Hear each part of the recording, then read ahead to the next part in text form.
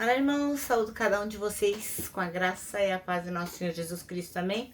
Meu nome é Miriam Anitta, estamos aqui para estudarmos um texto da irmã Juliana Silva, cujo nome é Legado.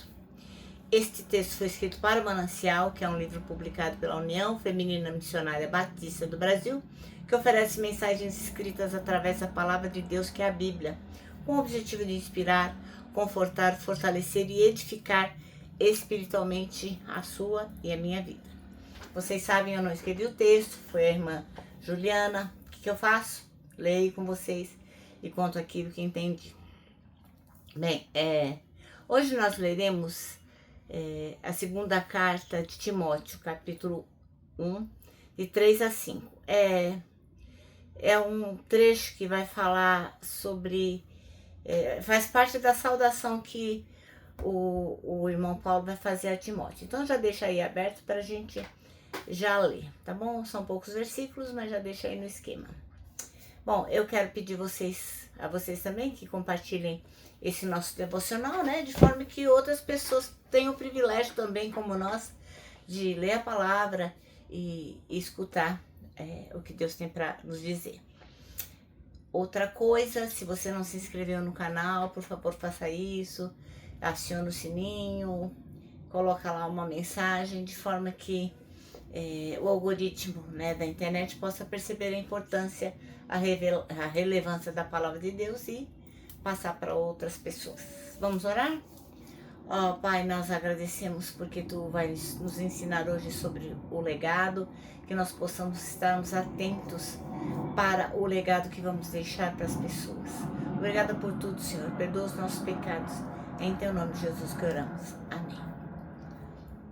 Bom, então, como eu disse para vocês, essa parte que nós vamos ler da Bíblia é a saudação inicial do irmão Paulo, né, para uma carta que ele escreveu para Timóteo.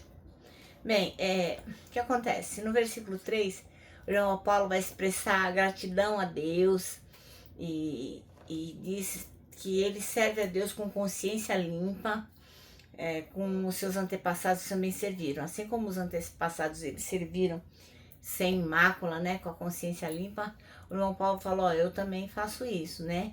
Ele fala também que ele ora sempre por Timóteo. De noite ele ora por ele. No outro versículo, no próximo, que é o 4, o irmão Paulo vai lembrar das lágrimas que o Timóteo chorou, né? E ele expressa o desejo de ver ele novamente.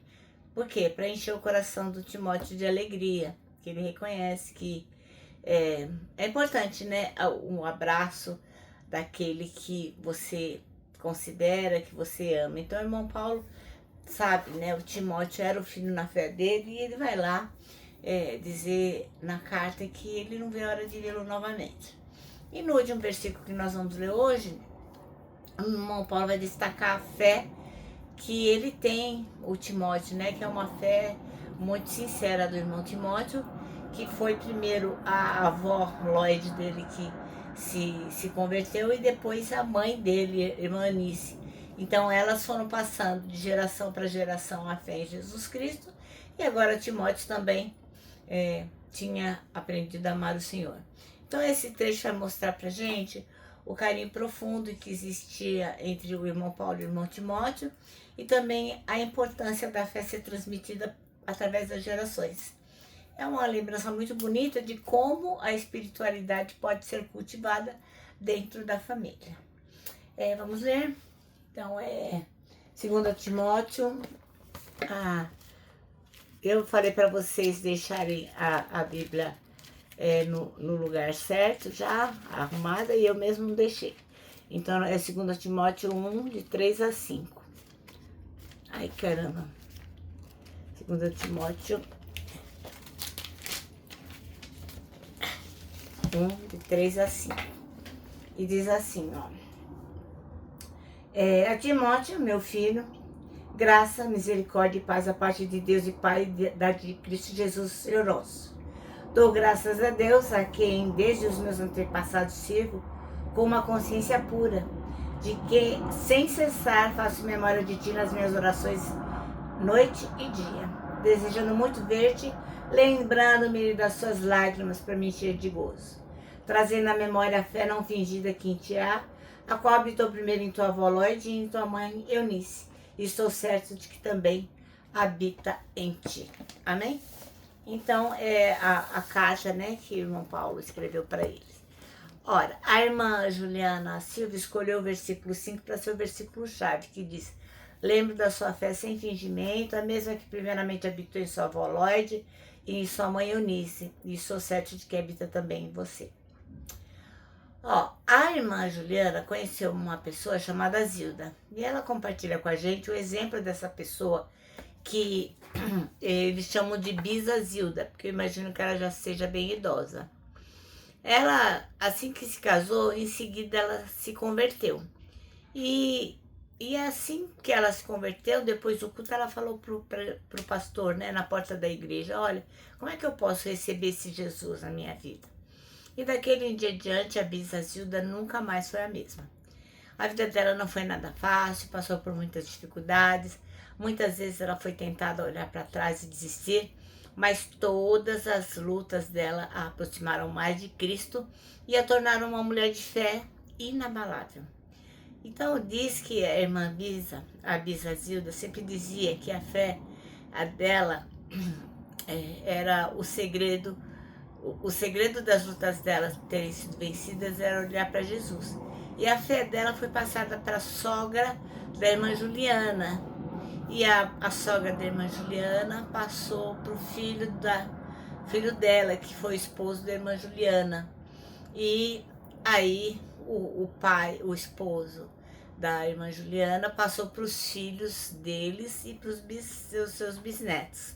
Bom, então, a gente pensando sobre isso, a gente tem que se lembrar das escolhas que a gente faz hoje.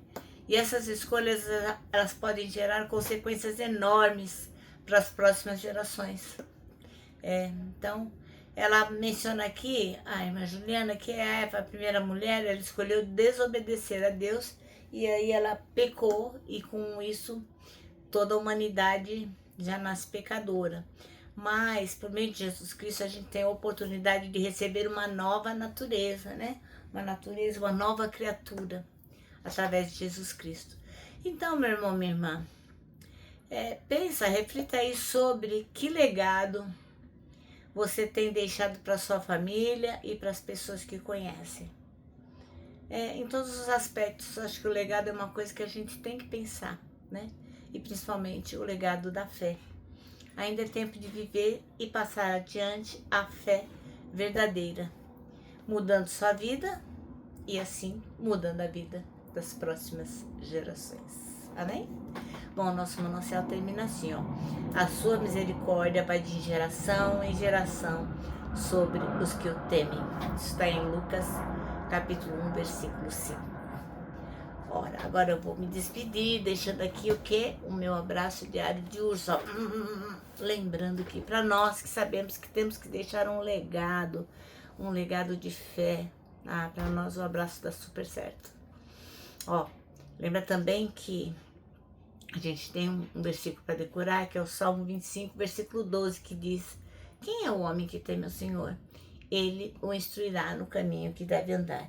E logicamente, se você sabe o caminho que você deve andar, o seu legado certamente vai ser um dos melhores. Agora eu vou terminar deixando aqui, ó, a frase de A.W. Tozer, que diz o seguinte: tudo está errado até que Deus venha e conserte as coisas.